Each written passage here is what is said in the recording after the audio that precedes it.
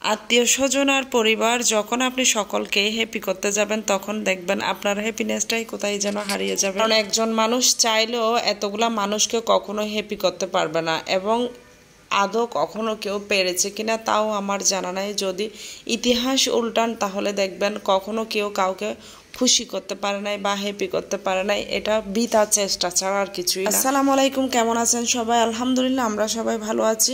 কে কোত্থেকে আমার ভিডিওটা দেখতেছেন অবশ্যই কমেন্ট করে ফেলবেন, আর যাদের ভালো লাগবে তারা তো অবশ্যই একটা শেয়ার করে পাশে থাকবেন, লাইক ফলো অবশ্যই।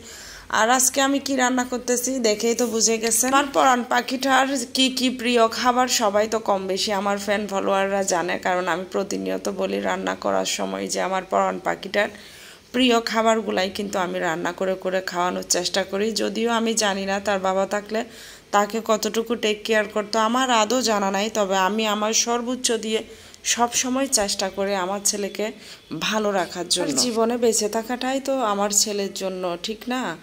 আমি এত কিছু, এত কষ্ট, এত পরিমাণ পরিশ্রম শুধু সন্তানের জন্যই করি, কিন্তু তারপরে দেখবেন বেলা শেষে কিছু মানুষ আছে যারা আমার ছেলেকে নিয়ে আমি ভালো থাকি চাই না, আমি একটু ভালো থাকতেছি সেটাকে তারা হিংসা করে সারাদিন আমার পেছনে পড়ে থাকে।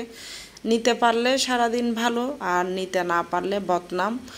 এইটাই হচ্ছে আসলে বাস্তবতা, একদম সবার সাথে হয় এটা। আমি এমন না যে এমন ব্যক্তি শুধু আমার সাথেই নিজেকে রিমা বানাইতে চাই বা আমি হতে চাই, দুঃখ নাই, আপনি হন, তবে কখনোই আমি ভাববেন না আমিটা না অনেক কষ্ট করেই এতটুকুতে আসছি।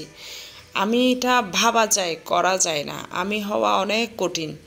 আমি 12-13 বছর যে স্ট্রাগল আমি আমার জীবনের সাথে আমার সন্তানের জন্য এখনো পর্যন্ত স্টিল করে যাচ্ছি, ওটা আপনি বা আপনার পরিবার কেউ করতে পারবেন না। আমার সাথে ওই জায়গায় চ্যালেঞ্জ করে কেউ পারবেন না। হুদায় আমার পেছনে লেগে কোনো লাভ নাই।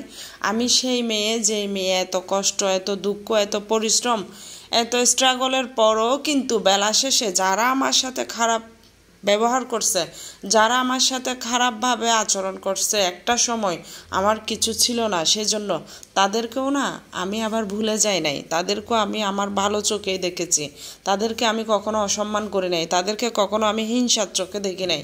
তো যাই হোক, আল্লাহ একজন আছে, হিংসা যারা করে তারাই বেলা শেষে আসলে ধ্বংস হয়। সেই মেয়ে, যে মেয়ে হচ্ছে শূন্য থেকে উঠে এসেও কারো কোনো হেল্প ছাড়া, কারো কোনো সাহায্য ছাড়া আমি এখন যখন ইনকাম করি আমার পরিবার, আমার সংসার চালানোর পরে চিটাং শহরের থেকে বাচ্চা পড়াশোনা, বাসা ভাড়া, খাওয়া দাওয়া সব কিছু শেষে কয় টাকা বাঁচাইতে পারি? জীবনও না।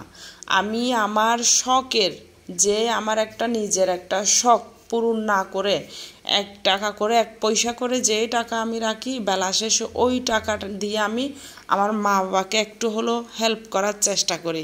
সো আমার জায়গায় আসা অনেক কঠিন। ওই স্বপ্ন দেখবেন যে কখনো করতে পারবেন না। বাবা বা অন্য কারোর জন্য বা ভাই বোন যাই কারোর জন্য কিছু করতে গেলে না একটা অনেক বড় মন লাগে, যে মনটা না আপনাদের কাছে নাই বা আপনাদের কখনো হবেও না।